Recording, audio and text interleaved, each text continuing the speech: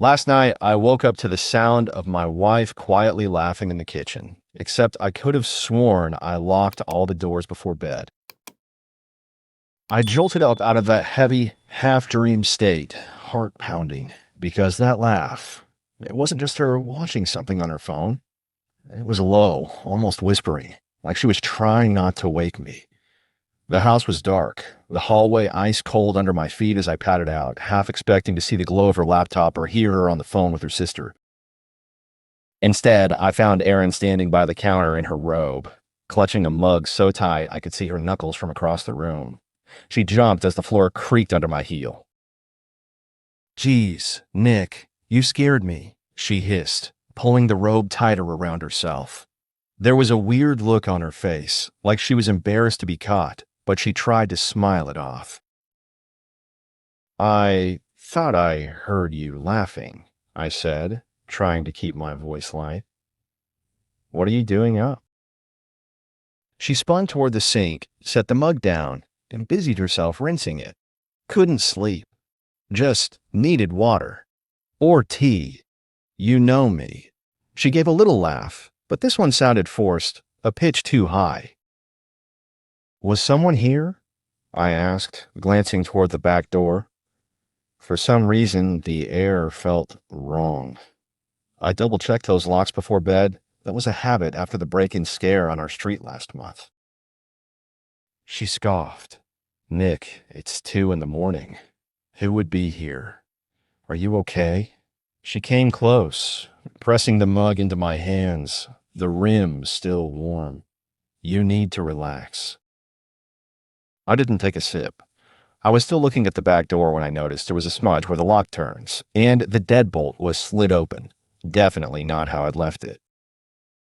"You left the door unlocked," I said quietly. She rolled her eyes, instantly defensive. "No, I didn't." "You probably just forgot, babe. You get distracted when you're tired, remember?" Her tone was playful, but there was a tightness under it. I shook my head. "No. I remember locking it right before we turned in. You even teased me for checking twice." She held up her hands, all mock surrender, but her eyes started, first to the door, then to the shadows at the back of the hall. "Okay, Mr. Detective, maybe I wanted some fresh air. I'm not going to get murdered on our porch, relax." The way she said it, like I was being ridiculous, made me feel stupid. Like maybe I was the one being paranoid. But the laugh I'd heard, the unlocked door, her hands shaking as she poured that tea, it all kept spinning in my mind.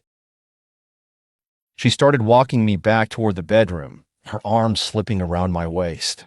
"You're too tense lately, Nick. Here." She pressed the mug to my lips, insisting this was her special calming tea. "Just drink. You'll sleep better, promise." I pretended to sip, letting the steam warm my chin. "You're sure everything's all right?" She stopped, looking me dead in the eye, brows knit like she was hurt.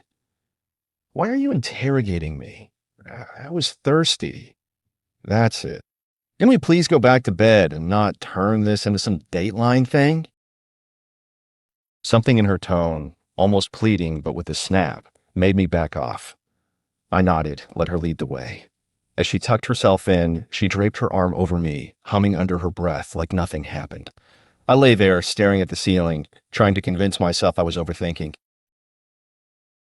But when I sat up and glanced at the door one last time, I caught her watching me out of the corner of her eye, expression flat, mouth pressed into a line. And right then, I realized she was waiting for me to drop it. That's when I noticed the back door again, through the kitchen archway, just barely visible in the moonlight. Unlocked, deadbolt glinting. I was certain I'd turned it, certain I'd heard that faint, secret laugh. Shock and confusion swirled in my stomach. Logic told me to push, to ask again, to demand the truth. But Erin's hand squeezed my shoulder, warm and gentle, and her voice was soft as she whispered, "Let it go, Nick. Please." I wanted to believe her so badly. So I lay back down, mug on the nightstand, and let the darkness swallow up my questions. But the air felt heavy, and sleep wouldn't come. Underneath all her reassurances, I couldn't shake the feeling that I'd missed something staring me right in the face. The next evening, just as I was elbow deep in client emails, Charles knocked at our back door, the same door that had kept me up for hours last night. I heard Aaron's laugh floating through the hallway before I even saw them together. Charles swaggered in with a bottle of wine, red, expensive, the kind he always brags about. "Evening, Nick. Hope you don't mind. Aaron invited me over to sample the famous cheese board," Charles boomed, his voice filling up the whole room. He winked at Aaron, who actually blushed. She poured the wine with a little flourish, giggling as Charles nudged her playfully, always just pushing that line. I tried to make small talk, but Charles kept steering things back to Aaron, her latest painting, her enviable taste in men, which he said with a sly grin. Aaron giggled again, swatting at his arm. Every time I spoke up, asking about the new fence Charles was building or our leaky kitchen tap, they both brushed me off like I was being fussy. Charles leaned over. "Hey, Nick, heard your bedroom window's got a squeak. Want me to take a look? Got a can of WD-40 in my truck." He shot Aaron a look like it was some inside joke. Aaron laughed out loud. "See? He's Mr. Fix-It. Maybe he can finally get you to relax about all these little noises, babe." Something about the way she said it burned.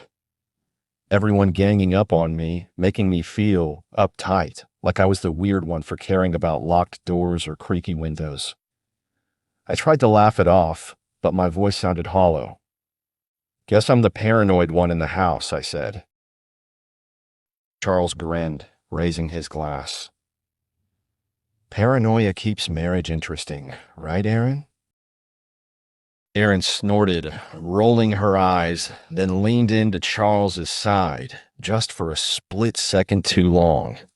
My gut twisted, but every time I tried to catch Aaron's eye, she looked away. An hour later, after Charles finally left, I was rinsing out wine glasses when I heard Aaron in the living room, her voice low but clear. "You're terrible," she whispered into her phone, a giggle bubbling up. I almost got caught. The words hit me like a punch. Caught doing what? My hand shook so bad I almost dropped the glass. Erin was still talking, her tone breathless, her laughter edged with some secret thrill. I didn't go in to confront her. Instead, I stood there in the kitchen, the wine stains on the counter glaring up at me, my mind racing. The laughter, the unlocked door, the mocking jokes, all of it was starting to add up. And for the first time, I felt something ugly settle in my chest. Still, I said nothing. Dried the glasses, pretending not to hear, while Erin's voice drifted in, spinning her secret world just out of my reach. I spent most of the next day trying to push the whole thing to the back of my mind. I told myself I was being jumpy, overreading the laugh, the unlocked door, all of it. Erin texted me from work like nothing was off, sent a picture of a goofy clay sculpture her students made, joked about what a mess the art room was. For a while, I almost forgot about the night before. Then, just as I was wrapping up work and about to make dinner, I heard the cheerful thump of Charles's voice coming through the open window. He wasn't alone. Erin was out front, waving him in with a bottle of red in hand. I swear, before I even opened the door, I could hear her laughing at something he said, that same bright, too loud laugh that used to be for me. "Evening, Nick," Charles called out, stepping right through the entryway like he owned the place. He handed me the bottle, clapping me on the shoulder. "Don't mind me, just thought I'd crash the party. Erin promised me her famous cheese board." Erin breezed by, pulling wine glasses from the cupboard. "He practically begged, Nick. Said he'd never tasted anything better. I had to let him see what the fuss is about, right?" Charles grinned sideways at me as Aaron set the glasses in front of us. I hope you don't mind a little adult company. Don't worry, I won't keep you two up past your bedtime. I tried to keep things normal. You know, there's still a pile of mulch in your yard you haven't touched since last week. Thought you'd be busy with that project. He shrugged, tossing his jacket over a chair. Mulch can wait for a good glass of Cabernet and better company. Besides, I had a rough day wrangling city inspectors. Your wife's the real hero. Let me vent on her porch while you were in your cave working. The way he said it like it was part of our evening routine set me on edge. Aaron sat close, almost too close, leaning into his jokes, topping off his glass with a wink. I noticed her fix his collar, smooth it over his shoulder like she'd done it before. Charles leaned over the kitchen island. Heard you've got a haunted window upstairs. Aaron says it keeps you up at night? He nudged her, smirking. You want me to take a look? Bit of WD-40 and it'll be quiet as a mouse. I tried to laugh, but it came out flat. It just squeaks when it's windy. No big deal. Aaron grinned at Charles, ignoring me. He gets so jumpy about noises, especially after the break-in last month. He'll double-check every lock twice. Charles let out a big, fake gasp. You lock up like Fort Knox, huh? Never took you for a nervous type, Nick. I tried to brush it off. I just like knowing things are secure. That's all. Erin rolled her eyes and reached across to squeeze Charles's arm. He worries about everything. If it were up to Nick, we'd have cameras on every door, alarms blaring if a squirrel sneezed. They both laughed, not at the joke, but at me. I felt like I was back in the middle school lunchroom, the butt of some joke I didn't quite get. Every comment I made about the window, the locks, the late-night noises, they twisted it and tossed it back in my face. I was the uptight one, the guy obsessed with safety. Aaron played it off like it was all harmless fun, but Charles gave me these sideways glances, little smirks he tried to hide behind his wine glass. At one point, Charles offered, "Tell you what, Nick, I'll swing by this weekend. Fix that window for you, free of charge. Can't have you losing sleep." He winked at Aaron. "I'll keep your man in tip-top shape."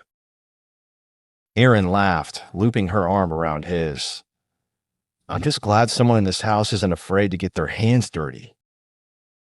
I stared at them, my hands tightening around my glass.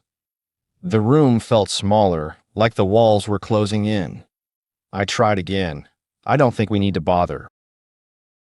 Charles cut me off, raising his glass. To good neighbors and keeping things interesting. Aaron held her glass up to his, her eyes sparkling. To interesting nights. I didn't even lift mine.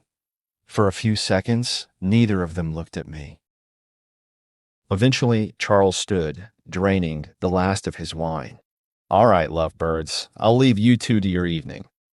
Don't lock me out next time. I might just climb in through the window." He laughed, steering Aaron toward the door, with one hand pressed lightly to her back. Aaron returned a minute later, cheeks flushed. "He's a riot, isn't he? Glad you're loosening up, finally." I tried to steady my voice. "You sure he's not a little too comfortable here?" She snorted, waving me off. "God, Nick, you're making it weird. He's our neighbor. He's just friendly. Not everyone's afraid of shadows like you." I bit my tongue, staring at the wine rings on the table. Her phone buzzed, and she hopped up quickly to answer it, heading into the hallway. I busied myself rinsing glasses so I wouldn't follow her. But then, from the hall, I heard her voice, low, soft, but not soft enough. "You're terrible," she giggled into the phone. I almost got caught. My back went rigid. I froze, water running over my hands, wondering if she'd realize I could hear every word. There was a pause, and then more giggling. Her voice dipped, playful, alive in a way she hadn't been with me in months. I stayed where I was, not trusting myself to move or speak. In that moment, I knew whatever was happening, it was real, and I wasn't imagining it. But I told myself, don't let her see you break. Not yet. The morning after Charles's wine night, I woke up feeling raw, like my nerves were sandpapered. The house was silent, except for the faint hum of the fridge. Aaron was already in the shower, singing along loud to some old indie song like nothing could possibly be wrong with the world. I went through my usual routine, but found myself drifting past the kitchen to the little shelf where our security hub sat blinking. We got it installed after those neighborhood break-ins. It was supposed to make us both feel safer. I clicked through the app, looking for last night's footage, anything that might give me peace of mind. Except instead of the usual timeline, every log for the last 2 nights was gone, empty. The only entry was an error message. No data found at this time. My heart started pounding. I scrolled, tapped, refreshed, nothing. It was like someone had come in and deleted the exact windows that were keeping me up at night. I stepped away when I heard Erin's footsteps padding in, towel around her shoulders, still humming. She spotted me frozen by the counter. "You look like you've seen a ghost," she said, voice teasing. "Did you mess with the cameras?" I tried to sound casual, but the words came out sharper than I meant. She barely paused, flicking her hair back. "Don't be weird, Nick. If the app glitched, just restart it. You said yourself the system was cheap. Hasn't it crashed before?" I hesitated. It hasn't wiped out days at a time. It's not supposed to do that. She rolled her eyes, grabbing her mug off the rack. Tech stuff breaks all the time. You worry too much. I promise no one's sneaking around to erase your precious footage. I didn't move. Erin poured herself coffee, then glanced back. Her eyes lingered on the security hub just a second too long. "Why don't you let go for once?" she said, stirring sugar into her cup with tight, deliberate clinks. "Relax. You'll drive yourself crazy chasing every little glitch." Before I could answer, she kissed me on the forehead, a weirdly mechanical gesture, and retreated back to the bedroom, phone already pressed to her ear. The rest of the day, her words kept echoing. I tried to focus on work, to convince myself it was all paranoia. But by late afternoon, that nagging energy was back. Even the sound of birds outside seemed too loud. Dinner was quiet, tense. She kept glancing at her phone, tapping it under the table. I tried to break the silence. "You want to do a movie? Stay in tonight?" She smiled, but it never reached her eyes. "Let's just keep it mellow. I'll make us some tea before bed, okay?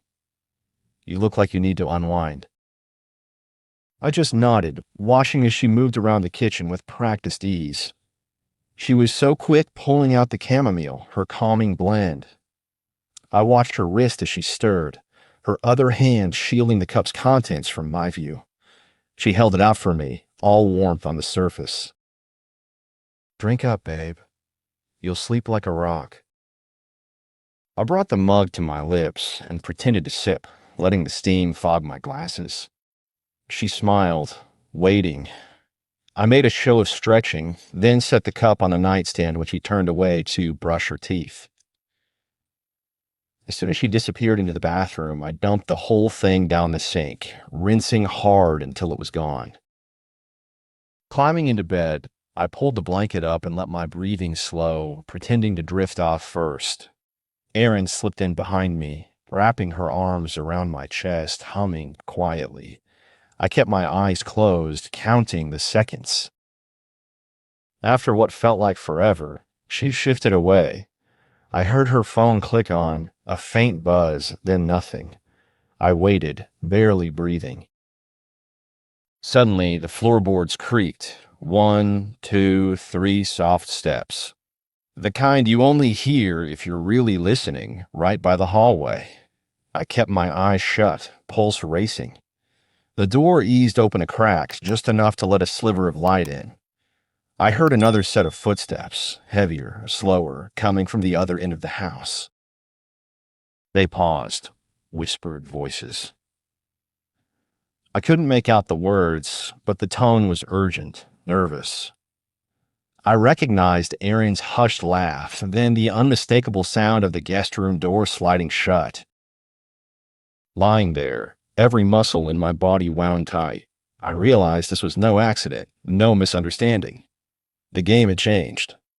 She was slipping out while she thought I was asleep, and someone else, someone heavier, was meeting her in the dark.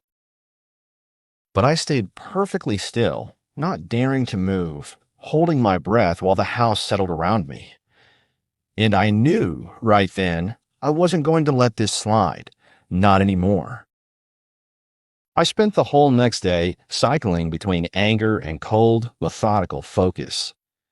I couldn't shake the memory of those whispering voices and the guest room doors sliding shut. Every glance from Aaron felt loaded. Every sound in the house made me jump. This wasn't just paranoia anymore. It was me giving her one last chance to come clean and realizing she wouldn't. After work, I drove straight to a big box store. I bought the cheapest, ugliest motion triggered camera I could find. Just a stubby little thing, nothing fancy. I paid in cash. Back home, I waited until Aaron was prepping dinner to mess with the security system in the hallway. Figured I'd add a backup, I said, holding up the camera.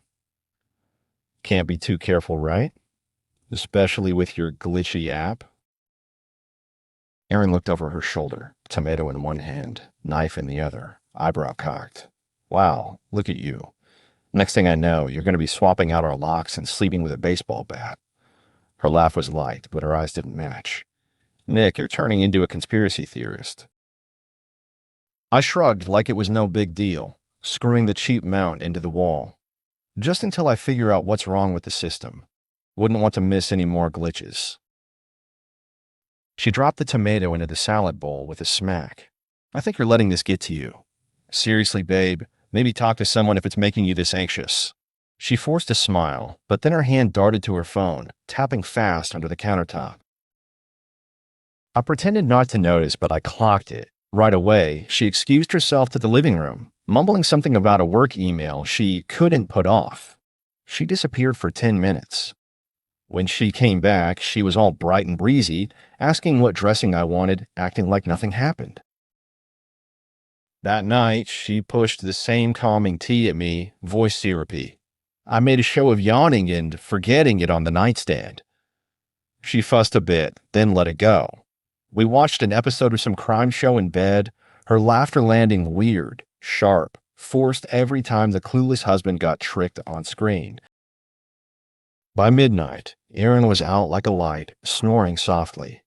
I lay perfectly still, waiting, listening. Eventually, I slipped out of bed and checked the camera's app on my phone. Everything was set. I tucked the phone under my pillow and forced my breathing to slow, eyes half open, pretending to be dead asleep. Somewhere in the thick silence, I heard it, a muffled thump like someone's heel missing a floorboard. The doorknob creaked. I kept my face to the wall, body rigid, fighting the urge to leap up. The door opened just a crack, just enough for a sliver of hallway light to slide across the floor. I saw a shadow, long, hunched, definitely not Aaron's, float by the doorframe. Heavy steps, then a whisper. A shape crossed the hall, barely visible, but unmistakably male. It stopped, glancing back at our bedroom, then vanished into the dark toward the guest room. I waited, barely breathing, for the sound of the guest room door. It clicked quietly shut, then silence. My heart hammered so hard I thought it might shake the mattress. I could feel the weight of it all pressing down on me. No more guessing, no more maybe I'm wrong. I was done hoping for a slip that let me write this off as nerves. I slid my phone from under the pillow and checked the live feed. Nobody in the hallway now, nothing but the echo of what I'd just seen. but the camera would have caught it. Whatever happened next, I'd have proof. I slipped out of bed just long enough to wedge a chair under the bedroom doorknob, just in case they thought about coming back through. As I lay back down, the cold fury in my stomach then finally settled into something steadier, resolve. She thought she was clever. He thought he was invisible. But this was my house, and tonight they'd lose their grip on the shadows. 3 days of pretending nearly drove me insane. I acted calm, cheerful even, but my stomach was in knots every night. Erin went on like everything was normal, texting more than usual, humming as she folded laundry, even suggesting a new restaurant for Friday. I barely slept. Every morning before she woke up, I checked the hallway camera, careful not to let her see. The third night, Thursday, well after midnight, I finally got what I'd been dreading. I waited until Erin was already in bed, scrolling on her phone, before telling her I was going to stay up and finish a design for a client. She barely nodded, too busy replying to some funny meme her coworker sent. When I was sure she was asleep, I plugged in my headphones, pulled up the camera's app, and started fast-forwarding. At 12:22 a.m., the motion sensor triggered. A dark, hunched figure moved into the foyer. I squinted. It was Charles, his lumbering walk, baseball cap low, like he'd done this a dozen times. My breath started coming in shallow bursts as I watched him slip inside, closing the door behind him with barely a sound. Less than a minute later, Erin appeared on screen in her robe. No surprise. She walked right up to him in the kitchen, barely glancing over her shoulder. They didn't say anything, at least not that the camera could catch, but she smiled up at him, grabbed his hand, and led him straight to the master bedroom. Not the guest room, not some secret corner. Our bedroom. Charles moved with rehearsed confidence, glancing back at the camera's blind spot once, then disappearing after her. The hallway was empty for hours after that. I sat there, frozen, my hands shaking so badly I almost dropped my phone. All the rationalizing, every excuse, obliterated. I'd half hoped I'd see nothing. Instead, I got proof. Actual proof. Not some suspicious laugh or an unlocked door.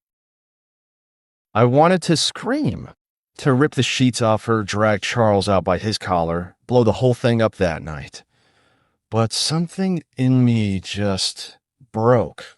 I felt hollow, like my chest was a sinkhole. I copied the video straight to my laptop, then to a cloud drive and a backup USB. I sent a copy to my work email, triple checking each upload. My hands moved like I was building a bomb, steady, exact, unstoppable. I wasn't going to let this disappear the way the old footage did. This time, I was holding the detonator. The next morning, Erin acted sweeter than she had in months. Made me pancakes, joked about my grumpy face. A letter, smiling back just enough to keep up the act. The footage was burning a hole in my pocket, the USB jabbing my thigh all through breakfast. When I went to leave for groceries, I bumped into Charles watering his front hedge, whistling. He waved so casual. "Hey, Nick, how's the sleep lately? That window still giving you trouble?" I just nodded, forced a tight smile, and ducked back inside. Erin was boxing up leftovers in the kitchen, humming. "Thinking we should host a dinner party this weekend," she said out of nowhere. "You know, for the new neighbors. And Charles and his wife, of course." She grinned, sly. "You're always saying we don't socialize enough." I stared at her. My heart started thumping again, but this time it wasn't fear. It was something harder, something final. "Yeah," I said, voice flat. "That sounds like a great idea." She beamed, totally oblivious. "Oh, and wear the blue shirt this time, okay? You look handsome in it." I watched her fuss with a stack of plates, back turned, humming, acting like our life was the most normal thing in the world. In my pocket, the USB pressed against my palm. I thought, fine, you want a party? Let's give him a show no one forgets. Saturday night, the house glowed with that fake warmth you only get when everyone's pretending to be happier than they are. I let Erin run the show. She fussed with the table settings, rearranged wine bottles, stuck a tray of brie in the oven. I just kept moving, polite and quiet, shaking hands and making small talk, watching Charles and his wife drift in among a handful of other neighbors. Charles showed up in his usual button-down, already loud with jokes, greeting Erin with a big hug and a "don't let me near the dip, I'll eat it all." His wife, Liz, trailed close behind, looking tired but trying to play along. Erin poured drinks, laughing as if she hadn't a care in the world. As everyone filed into the living room, I slipped my laptop onto a side table and ran an HDMI cable to the TV. I kept it all casual, just putting on a playlist, I told Erin, who rolled her eyes. "Don't tell me you're working tonight too, Nick. You're no fun lately," she teased, loud enough for the group to hear. Everyone chuckled. I forced a laugh. Tonight, I'm just the host. No projects, I promise. Out in the kitchen, Charles filled 2 wine glasses and handed one to Erin, grinning. He caught my eye, raising his glass. "Here's to Nick, the man who still thinks technology can fix everything." That got a round of laughter. Even Liz smiled, but just barely. Erin nudged me as I passed. "Loosen up, babe. It's a party." Her tone was light, but she never really looked me in the eye. Charles settled on the couch, close enough to Erin that their knees touched. "You know, Nick, I was just telling the guys last week, never seen anyone check their windows and locks as much as you. Security expert, right?" His grin was huge, like he was daring me to say something. I shrugged, smiling. Hey, old habits. I like knowing my home's safe, especially these days. Someone from next door piped up, "At least you're not like Charles, who keeps forgetting his own keys." Liz has let him in through the window more times than I can count. The laughter was sharp, edged with something that felt meaner than usual. Liz snorted. "Maybe I should bolt the doors next time." Her eyes flicked between Charles and Erin for a split second. If anyone else noticed, they didn't say. Erin turned the attention to me. "Nick, you really need to find a hobby for your energy. You're less fun since we moved in. Maybe Charles can give you lessons on how to relax." She reached for Charles's shoulder, laughing, her hand lingering. I grinned wider, sharper. "You know what? I think you're right. In fact, I do have something fun for everyone tonight." I stood up, gesturing toward the TV. Since we're all friends, I want to share a little project I've been working on for the house. It's sort of a security thing. Just a bit of footage from this week. My voice was steady, too steady, and I could feel the room's energy shift. Charles went still, wine glass halfway to his mouth. Erin's hand dropped from his arm. I picked up the remote, and the playlist flickered off. The grainy night vision hallway feed filled the screen. At first, there was just the empty corridor, the faint shape of our living room. Then the timestamp rolled past midnight, and Charles's outline appeared, slipping through our back door. A hush blanketed the room. Liz's eyebrows shot up. Erin jerked upright. "Nick, what is this?" Her voice was too high, too fast. I didn't answer. The footage rolled on. Charles meeting Erin in the kitchen, her robe cinched tight, her hand on his arm. No sound, but the meaning was clear. Then, together, they melted into the darkness of the master bedroom, vanishing from view. The silence was suffocating. No one breathed. Then someone nearby gasped, and Liz let out a strangled sob covering her mouth. Charles lurched to his feet. "Turn that off," his voice cracking, trembling with rage. I stayed calm, hands behind my back. "You told me to relax, Charles." So I did. And I cut a lot more than squeaky windows. My words landed with finality. I could feel eyes boring into me, into Aaron, into Charles. Aaron scrambled up, voice desperate. Nick, this is twisted. You're spying on your own wife? On our private moments? I shook my head. You left me no choice. You wanted secrets. Now everyone knows. The guests stared, some in horror, some in fascinated shock. Liz was openly crying. Charles's face was blotchy with rage, Aaron's with shame and panic. Charles muttered something under his breath, pushing past the nearest neighbor to get to the door, his wife stumbling after him. Aaron darted after them, calling Liz's name, but Liz wrenched her arm away. The rest of the guests shrank back from Aaron, shooting her wary, sidelong glances. In the chaos, Aaron turned to me, pleading, Nick, don't do this. Please. Don't ruin my life over one mistake. I just walked past her, calm for the first time in weeks. I'm done, Aaron. You made your choices. And I left her there, exposed in front of everyone, as the living room filled with whispers and the TV's cold, unblinking eye. For about 5 seconds after the video ended, nobody in the living room made a sound.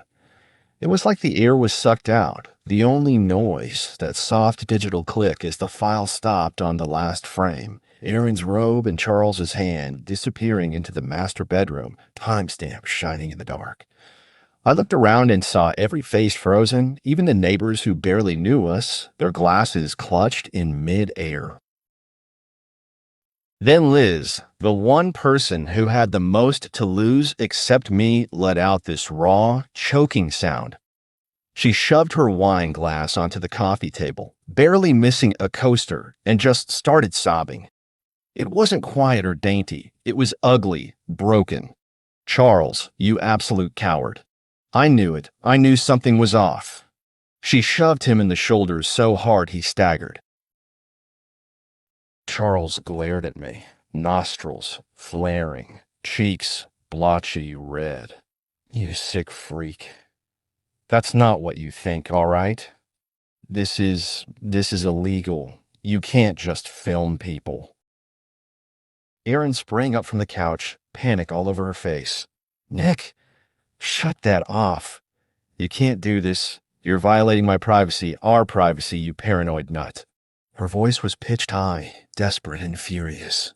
You're going to ruin everything. You hear me? You want everyone to think I'm... Stop, I said, steady. I let the word hang, my voice cold but quiet. Everyone saw what they saw. I set the camera after the system kept glitching. I caught you, Aaron. I caught you and Charles. On multiple nights. Sneaking in through the back while I was supposed to be asleep. Don't pretend this is some misunderstanding. The neighbors started murmuring. One couple slid their drinks away, inching toward the doorway. It was like the entire room had turned radioactive. Charles tried intimidation, puffing himself up. You want to drag us all through the mud? Fine, Nick, you sad little man. You couldn't keep your own wife, so now you're playing secret agent. Aaron spun on me, pleading 1 second and venomous the next. Nick, please, don't do this in front of everyone. We can talk, just not here, not now, not like this. Think of my job, the neighbors. Liz cut her off, voice wrecked. Your job? What about my family, Aaron? What about the last 10 years? She pushed Charles again, tears streaming, then ran out the front door, slamming it hard enough that the windows rattled. Charles glared at me, voice trembling. You're nothing, Nick. You think this makes you a hero? I didn't flinch. I'm not interested in being a hero, Charles. I'm interested in being done. I'm filing for divorce, Aaron. I'm sending these files to my lawyer. The rest of you saw what happened here. I'm done with secrets. Erin's eyes went glassy. She reached for my arm, but I pulled away.